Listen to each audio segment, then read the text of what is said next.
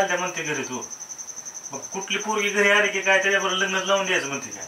काय अगं तुझं जे अहो तसं नाही, पण पुरी आलते म्हणजे का आले असते मला सांगा बरं तुम्ही. देत ना पोरगा येते त्या पुरी मैत्रिणी असते त्या, खाली लग्नाचा विषय काढायचा त्याला. तुम्हाला किती होते हो मैत्रिणी? मस्त मला 4-5 होते. 4-5? लयच तुम्ही देखणं दिसत होता आहे का नाही? पण मी तुझ्याशिवाय कुठे गेलो का सांग? एक भाडं आलो होत, अचानक ते बी रद्द झालं का काय माहिती. कोणीतरी मुद्दाम हे घडवून आणते असं वाटतंय. पण तुम्ही तर सरळ मार्गी सगळ्यांना मदत करता, मग कोण करेल असं? आहे एक जण धमकी दिली होती, कुठं आणि कसं काम करतो तेच बघतो म्हणून. तुझं आणि वैष्णवीचं जरा जास्त जवळीक होते रे. ती फक्त माझी एक चांगली मैत्रीण आहे. तुला माहिती का ती कोण आहे? ती आणि मी 12वीत एकत्र शिकत होतो. ती खूप स्वार्थी आणि नालायक मुलगी.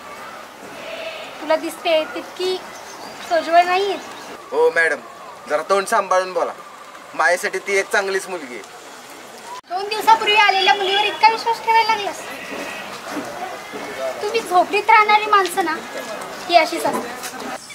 सच्या, हे सच्या, तुझी अडचण आहे ना, तुझी अडचण एका चुटकीसाठी सोडवतो बघ. तुला गाडी घ्यायला पैसे पाहिजेत ना, मी देतो. तुला गाडी घ्यायला पैसे मी देतो. वाटलंच तर 1 एकर विकीन. हा चा बघितलं का, असा पाहिजे मित्र. लगा जमीन विकतोय, बाबडा तुझ्याकडे तर जमीन नाही ना, विकणार कशी? हा मी कुठं म्हटलं माझी तवा, मग तुझी जमीन. मी असंच विचारते, एखादं प्रामाणिकपणे जर काम करत असेल तर त्याच्या कामामध्ये अडथळे का आणतात? कसं आहे, माणसं रेगेला असतात, माणसांचं काय सांगता येत नाही. हे कामगार असतात ना, त्यांना कोण महत्व देत नाही, त्यांना कोण पैसे देत नाही. आजकाल ना माणुसकीच राहिली नाही बघ. काही माणसं आडीनडीला मदत करणारे असतात. सगळ्या काही गोष्टी पैशानेच होत नाहीत, काही गोष्टी समजून पण घेतल्या पाहिजेत. का ग, लयच मोठी झालीस की तू? हा, मला वाटतंय तुझं आता लगेच करून द्यायला पाहिजे.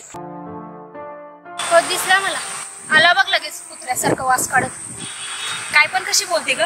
तुझं काही त्यांनी घोडं मारले का? ते खूप चांगले वाटतात.